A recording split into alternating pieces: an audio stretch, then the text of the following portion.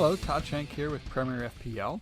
Today I'll be going over the Gameweek 4 FPL tips, and just to give kind of a brief summary, I'll be talking a little bit about premium forwards, differentials, looking at some of the attacking potential defenders, so some of the defenders who get forward and give you a chance of getting goals, and then wrap up with some brief discussion on upcoming fixtures, transfers in and out, and captain picks. Okay, so starting out, I wanted to take a look at some of the premium forwards and compare them to see. So the main thing looking at here is whether it is actually worth it to bring in a premium forward, or if you're better off sticking with some of the lower price forwards. Now, I should start out, definitely want to start out this by saying, we only have data from 3 game weeks, and that's really not a lot.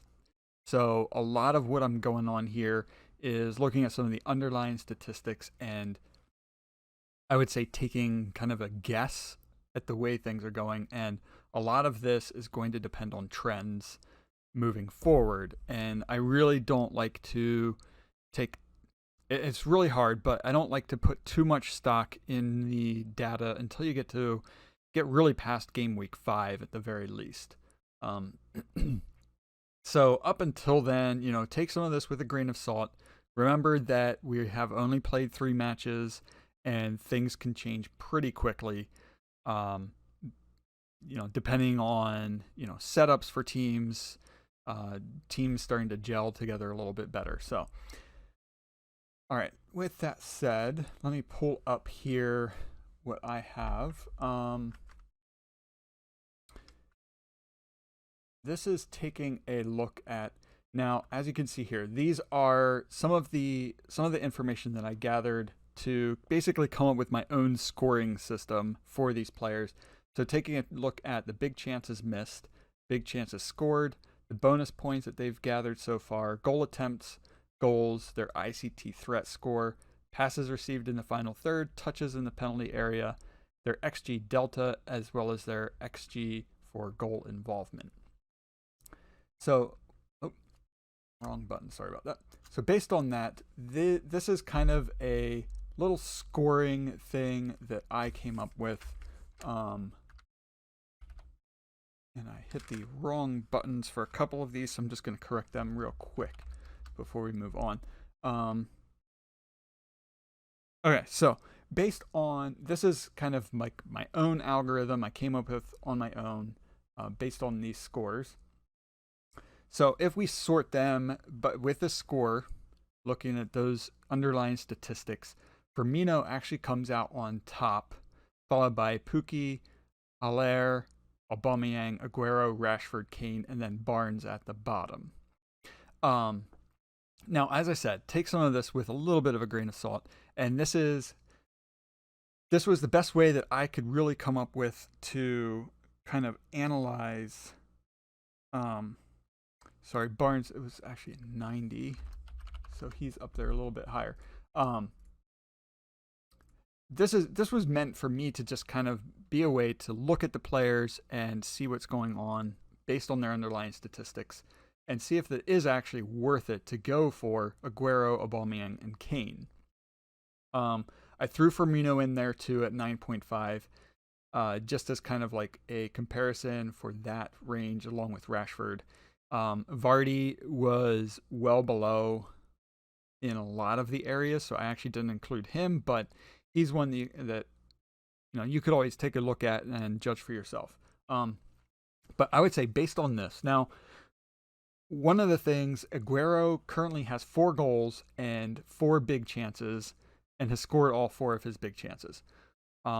Whether that's going to continue or not, remains to be seen. And his XG delta is actually at plus 1.59. So he's trending, a little bit above there. So it is Aguero. You never know what's going to happen. But my idea was more thinking in terms of the comparison of taking Aguero versus someone like Pukki, Aller, Barnes, where you're able to free up a little bit more cash to spend in the midfield. I am standing by my my preseason look at going bigger in the midfield. I went big at the back. I'm still on the fence about whether that's actually worth it. A lot of that is going to depend on whether Liverpool can turn things around and start picking up clean sheets again. But yeah, otherwise, midfield, I think, is where you really want to focus on the points due to the number of extra points that those players get for things like goals and clean sheets.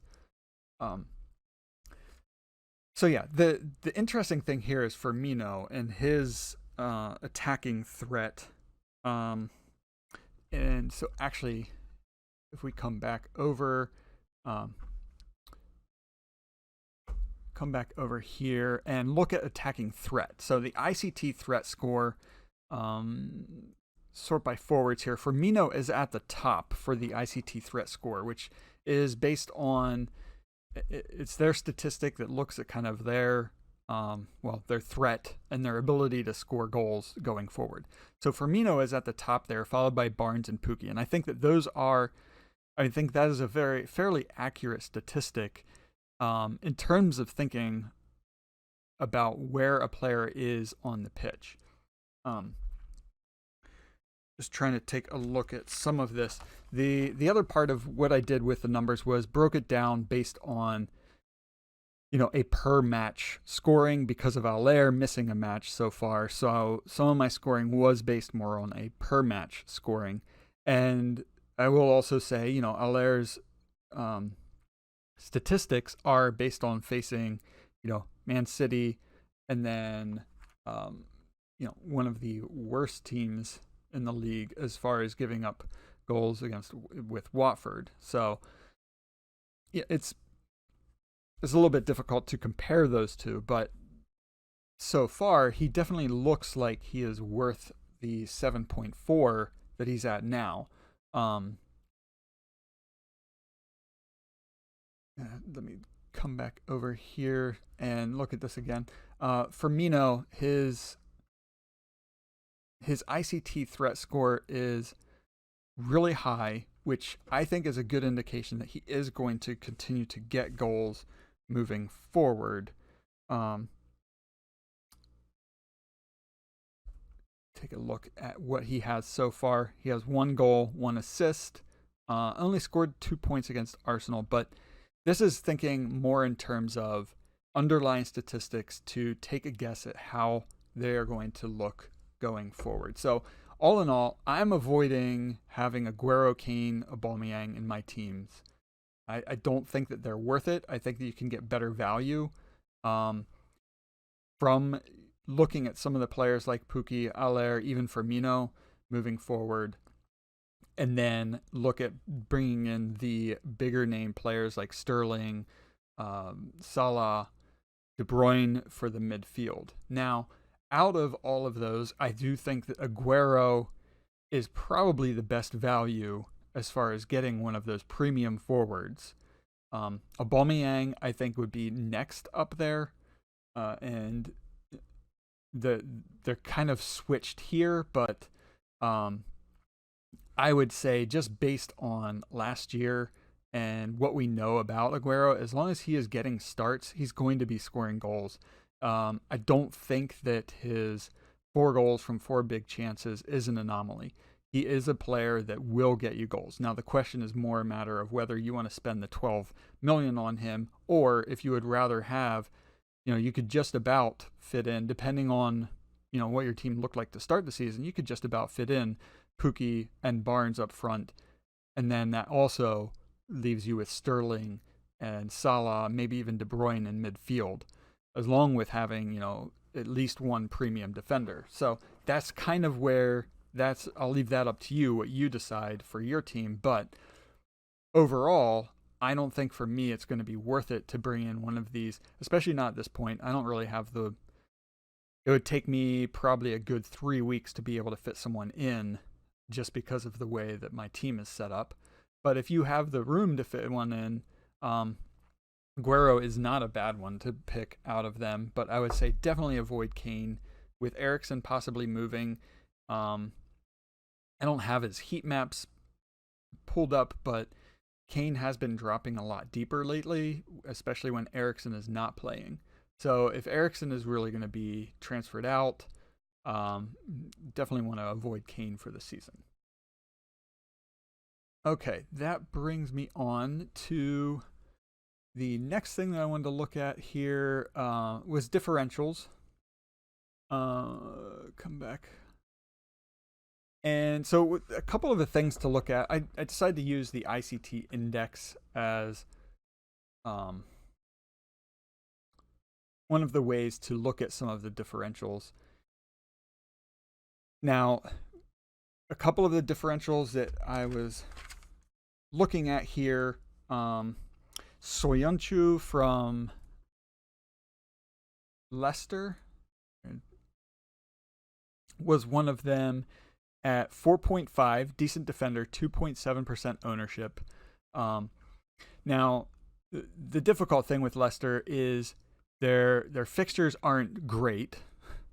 At least not until you get into mid-October. Then they really turn around. So he might be one to hold on to for later. But at 4.5, if he's going to jump up at all, it's a differential is somebody you want to look at more for. You want to bring them in now because you think they are going to be the next player that does something. They are going to be the next price rise. So Pukki after game 1 was a differential, or even before game 1 was a differential. But at this point, he is certainly no longer a differential.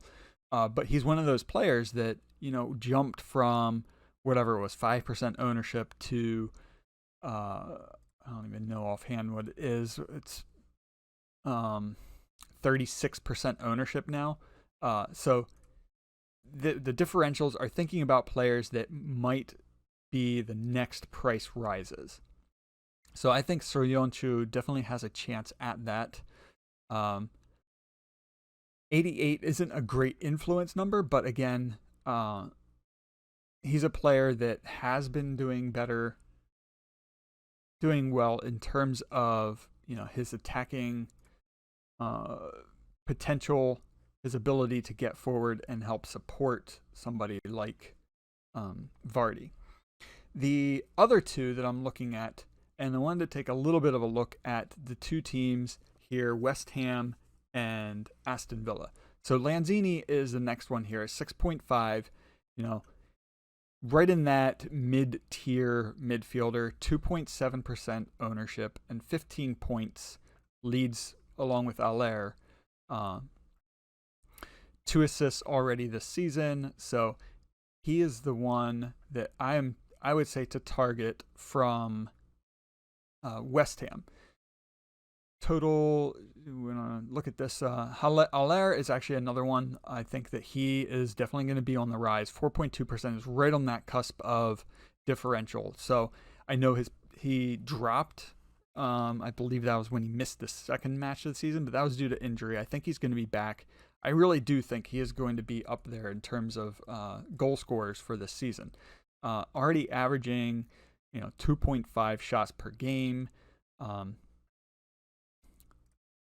right, let's look at that. So in the 6-yard box, already is averaging 2 shots per game. 0.5 in the box. I think he has a good chance to really get some goals for them. Now, Lanzini is the other one here, averaging a shot per game, but I think that he's going to be one of those players that's really involved in the game for them. Sorry, I haven't been using who scored lately, so I'm a little bit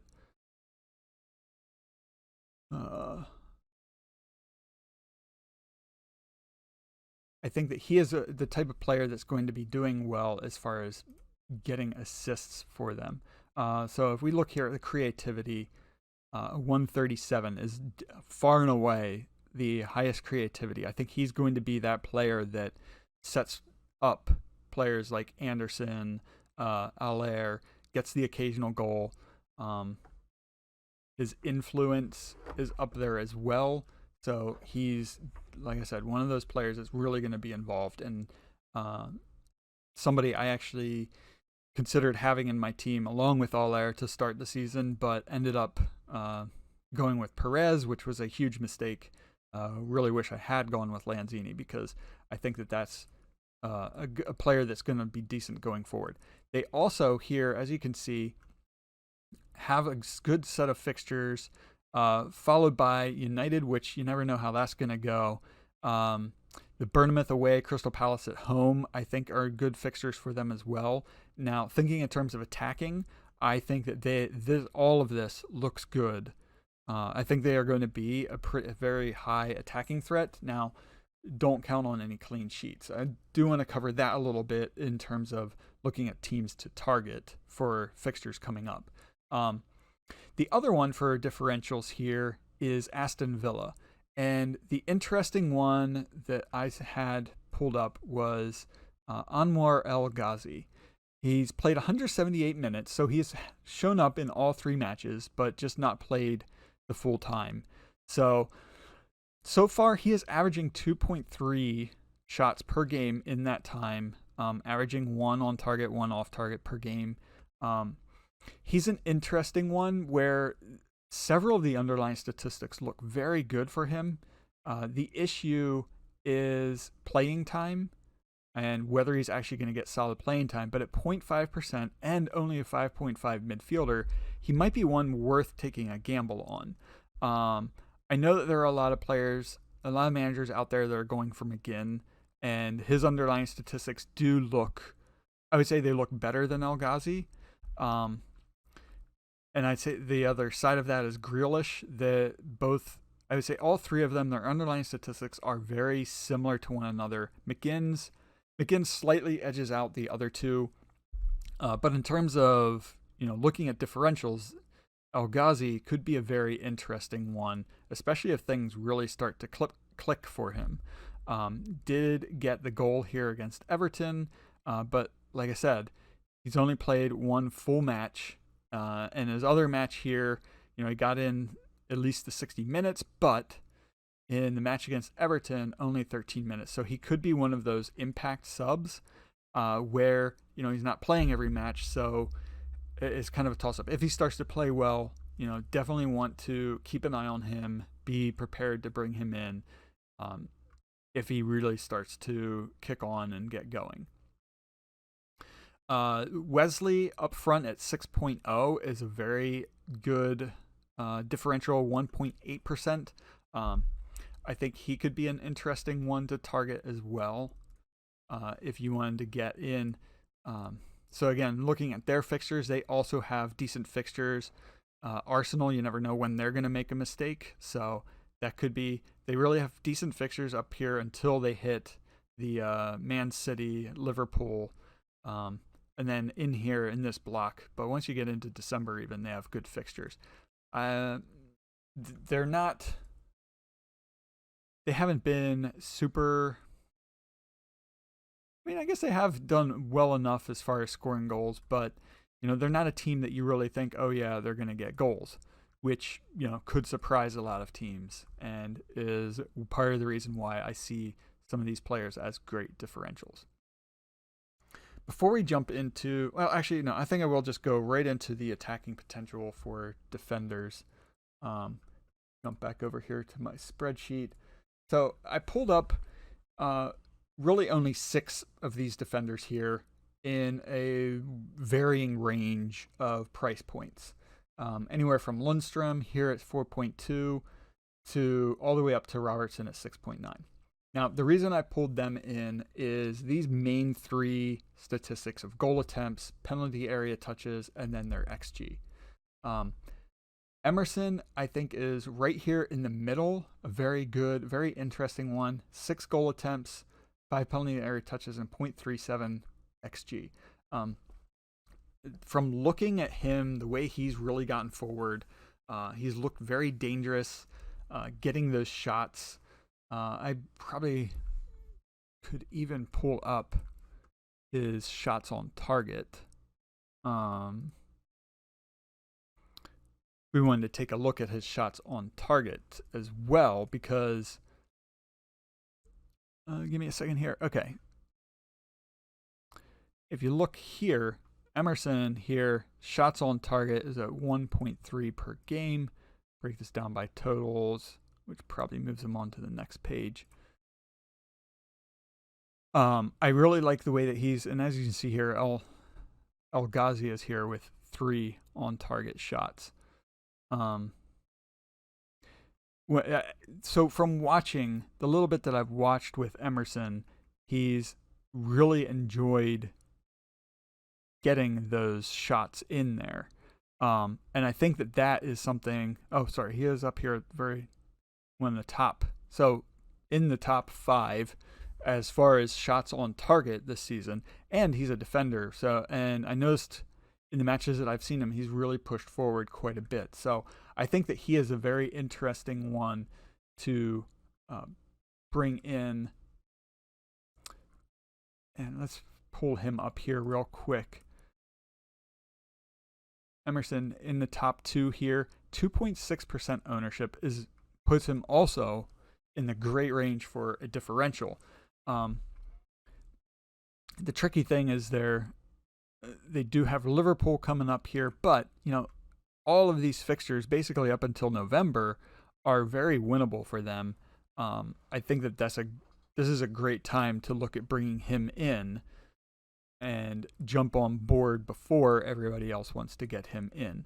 He doesn't have any goals scored, doesn't have any assists yet, but I do think it's just a matter of time based on looking at some of these statistics. So again, differentials are looking at those players who you think are going to do well in the future before everybody else really grabs them. But also looking here, Robertson, I know he's dropped down to, or let me zoom in here. Robertson has dropped down to 6.9. I think a lot of people got scared because of their lack of clean sheets and the fact that he's only gotten 2 points for each match. They have tricky fixtures, but definitely winnable. Definitely, these are all matches where I expect them to score goals. And that's what this is all about, is looking at players who are going to score goals.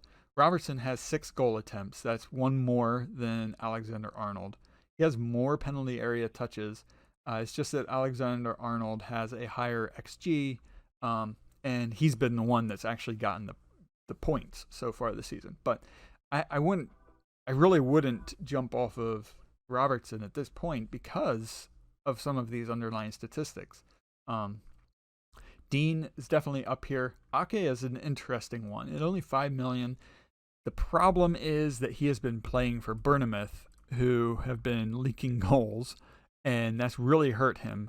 But he is somebody that could get you points in the attacking sense. The problem is he's not really much of a differential with 13% ownership. I'm actually pretty surprised that he has that high of ownership, considering how poorly Bournemouth has been playing and the points that he's grabbed so far. Lundstrom is here then at the bottom. 4.2. He's already risen 0.2 since the start of the season.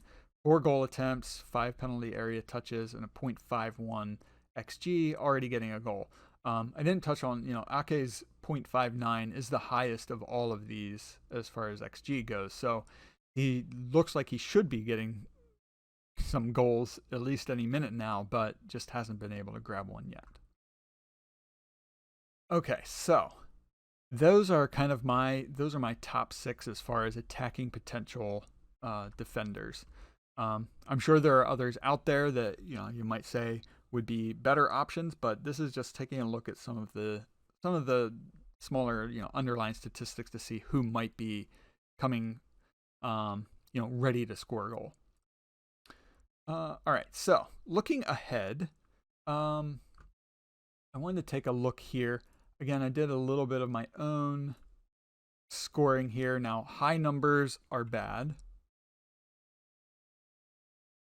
And as you can see here, I have West Ham here with 147 with my little scoring algorithm that I came up with. So this is taking a look at teams that have conceded goals, conceded chances, as well as their XG on target conceded. Goal attempts conceded as well this season. So these are the teams to look at that are going to most likely be giving up goals in the coming weeks. West Ham here is at the very top, followed by Aston Villa, Norwich, and then Arsenal, based on my little algorithm that I came up with scoring for them. West Ham has given up the most big chances, as well as I think they're up here near the top. 7 goals conceded. Chelsea has also conceded 7 goals, but I think that these Chelsea I don't think is going to be up here for that long. But outside of that, you can basically go anywhere from Southampton up as teams to.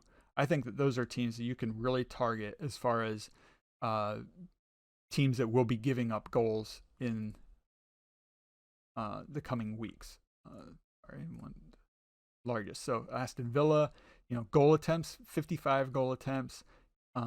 It's interesting that Arsenal is up here so high as well with 52 goal attempts conceded. I think a lot of that has to do with facing Man City and Liverpool, and just the number of shots that Liverpool take in a match. So it's interesting that they have only conceded the 4 goals with that. The XG on target as well.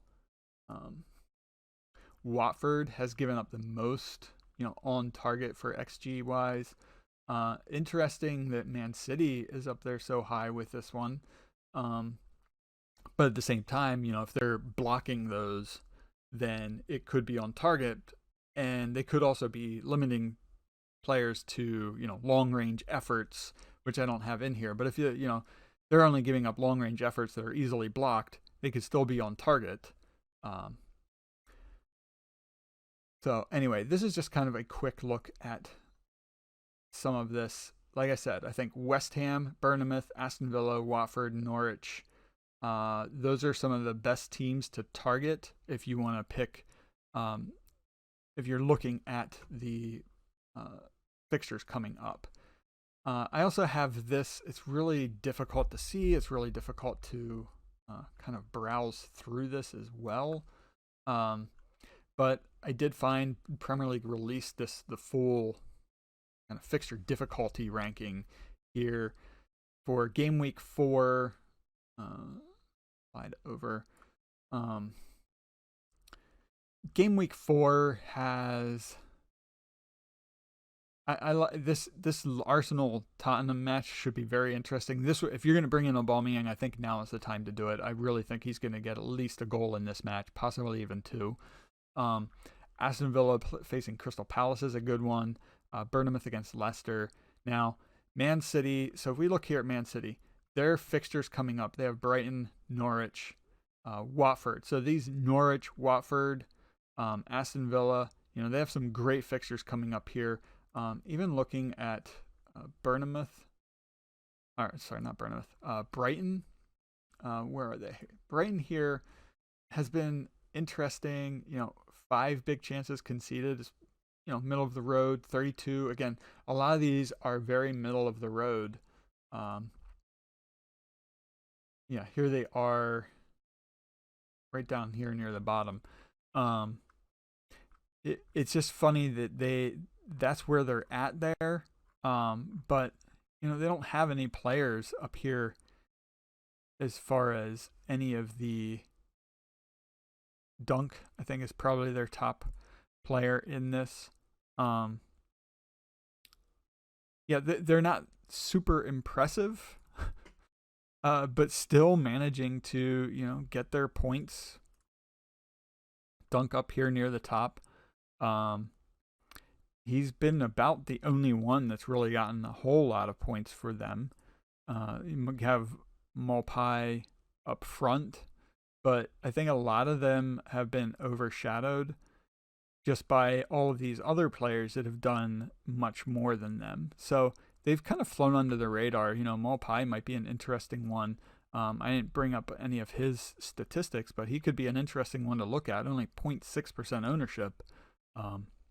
If you like him, you might as well bring him in now before he really takes off. I think the issue with Brighton is looking at some of the teams they played.